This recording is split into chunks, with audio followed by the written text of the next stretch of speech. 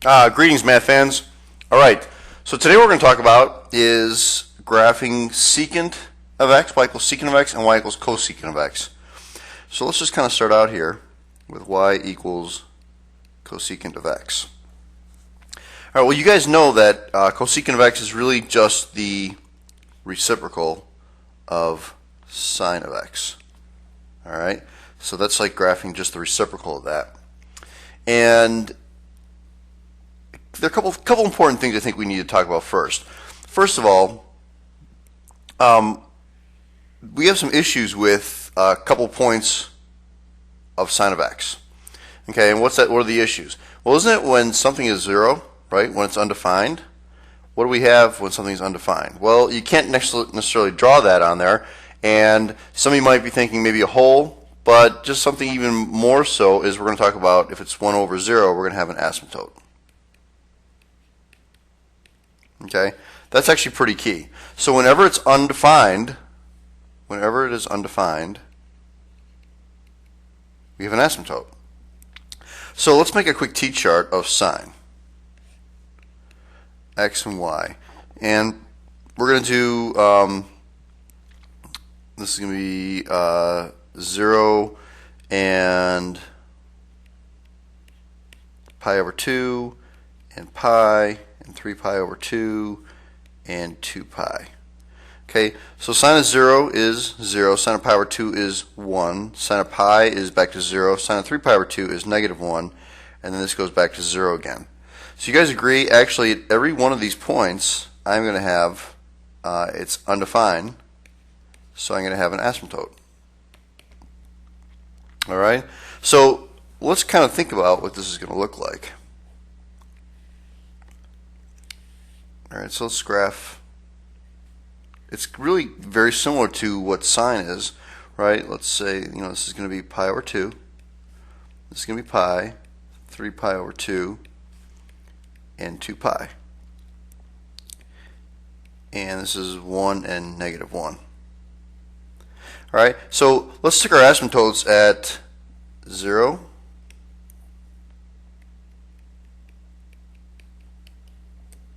and at pi, and at 2 pi. So right away, if I kind of look at my my domain, I'm going to look at my domain and my range here. And do you guys agree that let's make a quick sketch here of sine. Okay, so it's going to be 0 to 1 to 0 to negative 1 back to 0. So I'm going to make this as a dotted line because this is not really our graph, but we're going to compare it to this.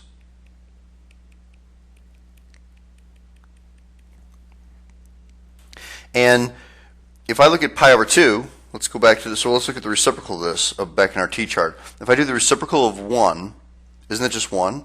So here I'm going to do my new graph in different color here. You can do it in blue. Okay. So do you guys agree the secant graph is also gonna hit this point here? And then what happens if let's just go for the heck of it, let's say when the y value is 1/2, right at that point there. Isn't it just the reciprocal of that? So isn't that 2? So really my graph is going to be here. And if I move even closer, let's say it's over here at 1/4, it gets closer and closer.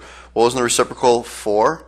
So that means I'm going to be up 3, 3, 4. I'm going to be over here. So what my point is, as it's getting closer and closer and closer to this value, isn't the number just getting enormous, right? If I'm at 0.00001, I'm going to be, at like whatever 10,000 or 100,000, right? It's going to be huge. So really, it's going closer and closer and closer to that asymptote, right? And it's getting to be a really big number, but it's never going to hit that asymptote because you can't cross a vertical asymptote. And it's the same thing as you get closer over here, right? When we're at this point at when sine is 1/2, it's 2. So we're kind of up here, and then when it's 1/4, we're over here. So this is really what the secant graph actually looks like. Okay, again, it's going to hit it right at this point because they share that value, 1 over 1 over 1 is 1. Okay, but you guys should realize that it is never going to be in this area right here, right? Cosecant is never going to be in this area because you take the maximum value for sine is 1. So remember, we talked about this. I'm kind of fitting a lot of stuff here. If I talk about the range for sine of x, y equals sine of x, right, that was between -1 and 1. Well, what's the range for cosecant of x? Well, if it's between -1 and 1, doesn't the range, if you look at this graph here, isn't the smallest value for this positive part, isn't the smallest value +1, and then doesn't it get bigger from there? Right? Remember, it goes from 1, and then we did 2 here, and 4, and 8, and 16. Keeps going, gets to be a huge number. So basically, it can't be smaller than 1, but it can be between +1, and then actually it goes to infinity, right? Not including infinity. Well, what about when it's negative? Isn't that the same idea? So let's look at this graph here.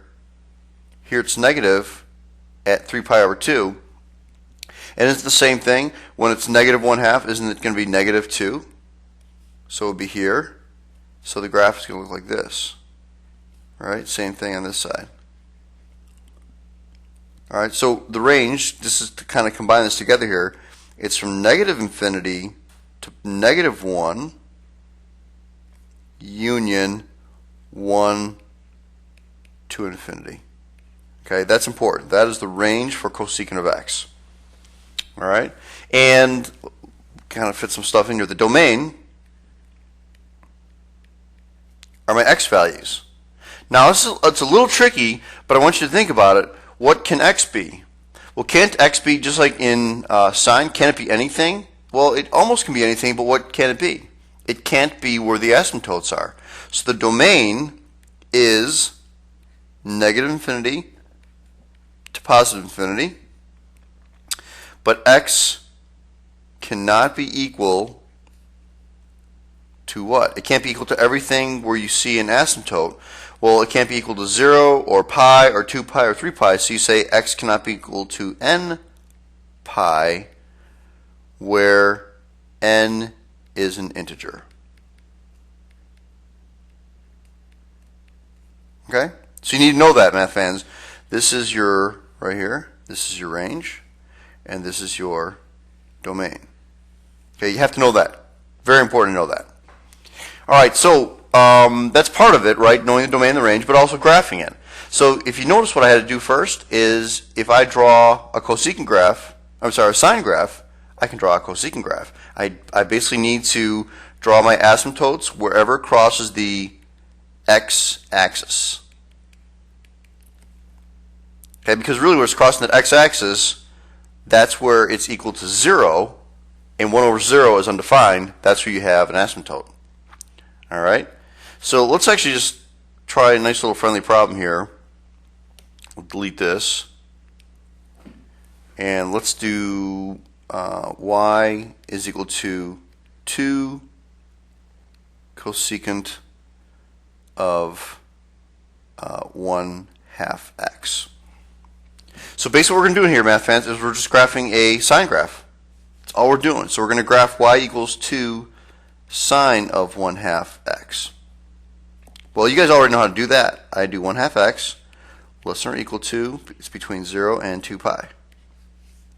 Multiply everything by 2 to get rid of, to solve for that x, and I get 0 less than or equal to x less than or equal to 4 pi. So you can tell me a couple different things. You can tell me the period is equal to 4 pi minus 0, or 4 pi. My increment is 4 pi over 4, which is pi. Amplitude for the sine graph is 2. You really don't have an amplitude for cosecant graph, okay, because it just doesn't exist. So this is what we're going to do. We're going to graph it. We have no phase shift or any other shift here. We're going to do one of those in a second here, okay. But we're going to go, this is pi, and 2 pi, and 3 pi, and 4 pi. And we're going to go 1, 2, Let's make this a little bit bigger here. So 1, 2, make sure you label everything. I'm going to be looking for that, math fans. Okay, and then of course it's signed, so we start at 0. We go up because it's positive. Down to 2 pi,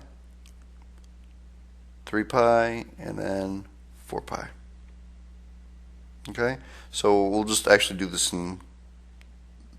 So also, this is what I want you guys to do. It needs to be a dotted line because you need to draw this graph,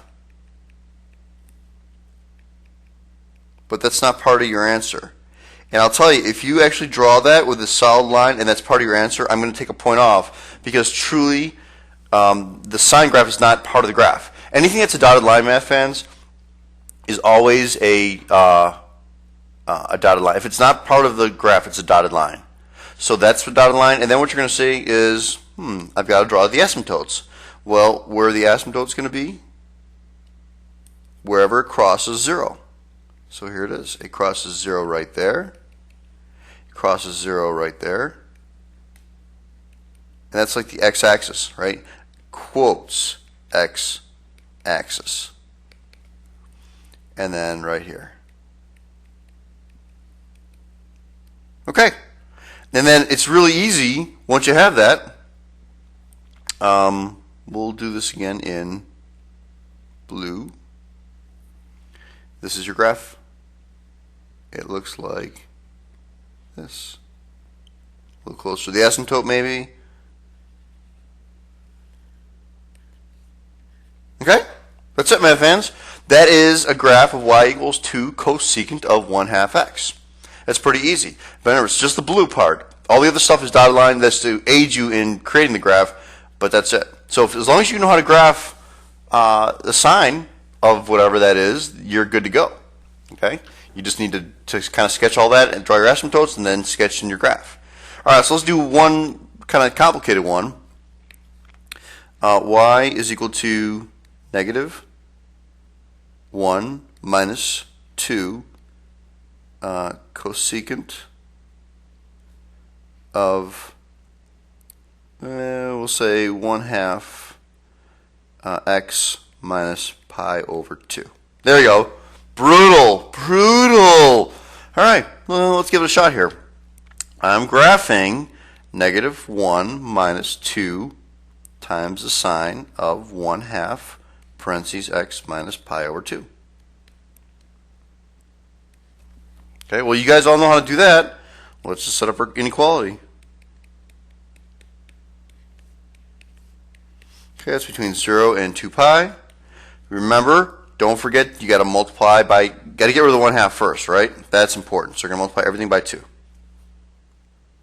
So we're going to get 0 less than or equal to x minus pi over 2 less than or equal to 4 pi. And then we're going to add pi over 2 to all sides. So we get pi over 2 less than or equal to x less than or equal to, that's 8 pi over 2, so 9 pi over 2. Okay? Not too bad. And let's go ahead and graph that now. Oh, wait, we got to figure something out, right? 9 pi over 2 minus pi over 2 is 8 pi over 2, so it's 4 pi. So the period is 4 pi. Of course, our increment is pi, 4 pi over 4. All right, so let's graph it.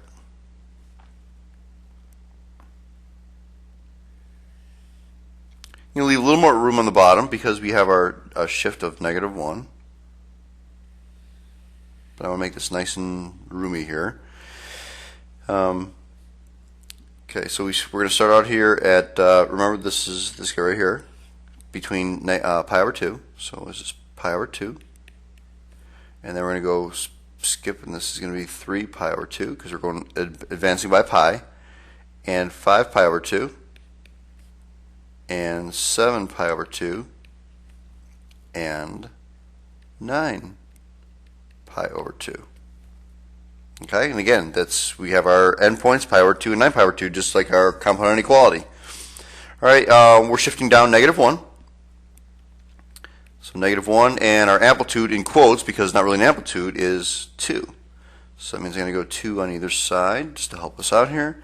So this is -2, -3, and 0 and 1. All right, and it is a sine graph, so of course we're going to start here at -1, and it's because you're starting at a at the in quotes x-axis. So I can even draw this if you want.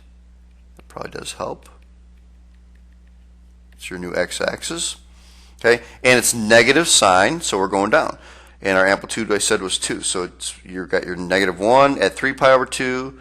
We're at -3 at -1, or 5 pi over 2 -1, and then you go up to 1, and we come back down to -1. Okay, so I'm going to draw a nice dotted line here.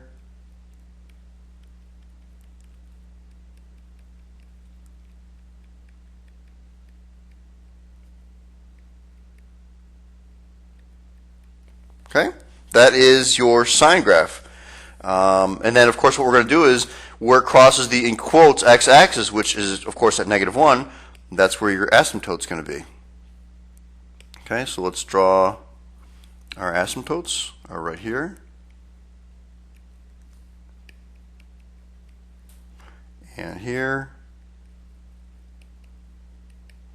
And here. Okay, and then let's draw a graph. That and that. There we go. And of course, you know, you're given this is one period here, right? This dotted line keeps going. I mean, you know, I don't want you guys to forget that this dotted line keeps going because it's a periodic function, right? So you have another graph here. And this one, you know, keeps going this way, right? So you have another graph here. So it just keeps going. So you might see that in the book where it gives you maybe 2 periods, but I'm really looking for just the 1 period here. Okay, the first one's this guy right here and this guy right here. That's kind of what I'm looking for. But I want you to understand that it does keep going. All right, so that's for cosecant. Well, of course, isn't secant the reciprocal of cosine? So it's the same idea, math fans. If we do y equals secant of x, it's the same thing as y equals 1 over cosine of x. It's the same concept, exact same concept. Let's just quickly graph that. Let's graph cosine. 1 and -1. And this is y equals cosine of x. Okay, so period again is 2 pi. So each one of these is going to be pi over 2, pi, 3 pi over 2, and 2 pi. Okay, and of course we started at a maximum. Got to be careful about that. So it's 1, 0, -1, 0, +1. And I'm going to, again, make this a dotted line. So there,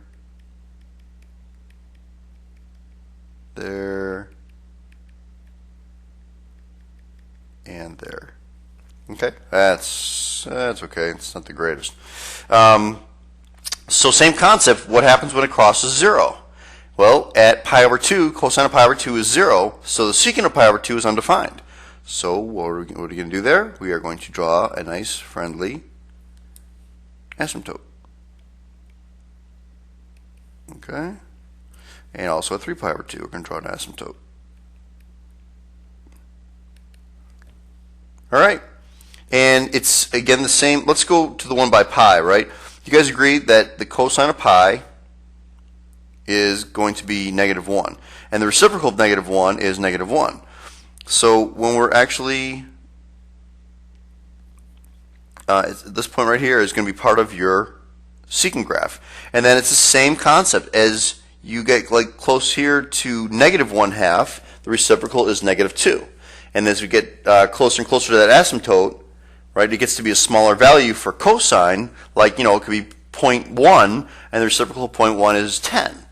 So it's going to be the exact same concept. It's going to look like that.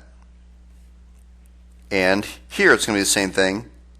Now, I'm drawing over only half of this because this is truly what 1 period looks like, right?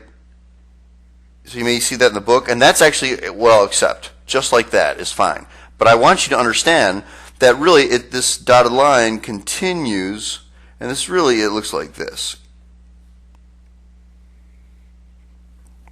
Okay, because that continues like that too, right? And then you have another asymptote here, and so it's very similar looking to your sine graph, and then of course your cosecant graph.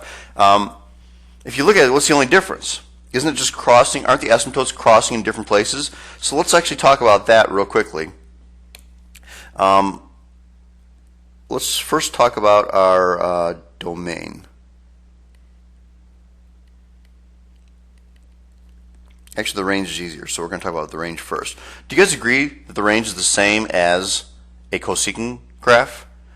Doesn't it hit at 1 and then goes up from there? But there's nothing in between, right? There's nothing in between 1 and -1. It hits at 1 and goes up, and also hits at -1 and it goes down. So my range is going to be the same thing as a cosecant graph.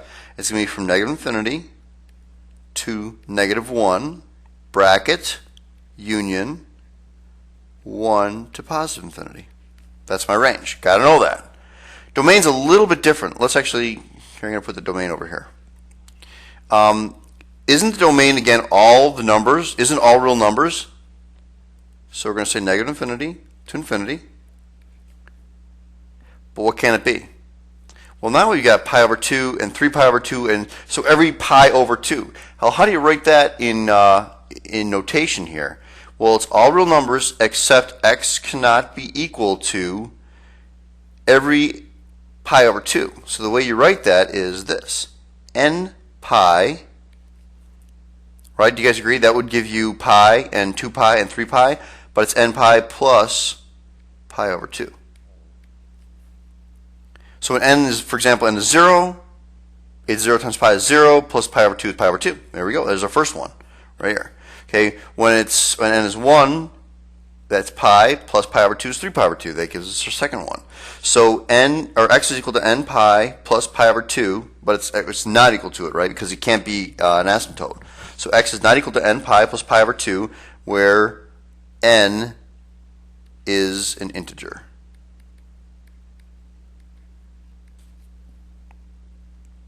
Okay, that is your domain. All right, so let's try, just kind of now we know the concept, let's actually just do a really complicated one because that's kind of going to be your last problem here. Let's do y equals -3 plus 2 secant of 1/2 parentheses x plus pi. Okay, that's pretty easy once you kind of have the concept. So we're going to graph y equals -3 plus 2 cosine of 1/2 x plus pi. That's pretty easy. It's 1/2 parentheses x plus pi, and it's of course between 0 and 2 pi. And we're going to multiply everything by 2 first. So you get 0 less than or equal to x plus pi less than or equal to 4 pi. And then we're going to subtract pi from all sides. So negative pi less than or equal to x less than or equal to 3 pi. So the period is 3 pi minus a negative pi, which is 4 pi. Don't forget to do that double negative, right? It's plus there. Okay, and so our increment is pi. And we're going to start at negative pi, so let's graph this thing. Okay, again, it's going to be shifted down, so I'm going to kind of make it up a little bit higher here. And we're going to have, here's negative pi, there's 0, there's pi, there's 2 pi, there's 3 pi. Okay, so that's 1 period. And let's see here. We're going to shift down -3. So -1, -2, -3. And our amplitude in quotes, because not really an amplitude, but for cosine, it's going to be 2. So we're going to make sure we have enough room. And now this is, got to be careful, right? Where does cosine start? It starts at a maximum and a minimum, or a minimum. And so at negative pi, let's draw our little dotted line here.